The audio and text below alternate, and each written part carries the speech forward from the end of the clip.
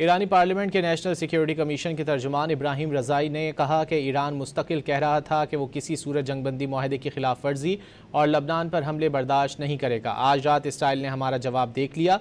उन्होंने कहा कि ये जवाब एक वार्निंग है। अब अगर कोई कार्रवाई की गई तो इसका जवाब उससे भी ज़्यादा तबाहकुन होगा।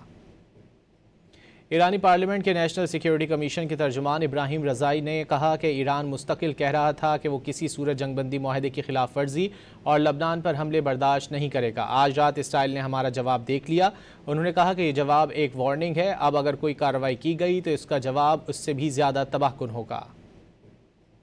ईरानी पार्लियामेंट के नेशनल सिक्योरिटी कमीशन के तर्जुमान इब्राहिम रज़ाई ने कहा कि ईरान मुस्तकिल कह रहा था कि वो किसी सूरत जंगबंदी माहदे की खिलाफ वर्जी और लबनान पर हमले बर्दाश्त नहीं करेगा। आज रात इसराइल ने हमारा जवाब देख लिया। उन्होंने कहा कि ये जवाब एक वार्निंग है। अब अगर कोई कार्रवाई की गई तो इसका जवाब उससे भी ज़्यादा तबाहकुन होगा।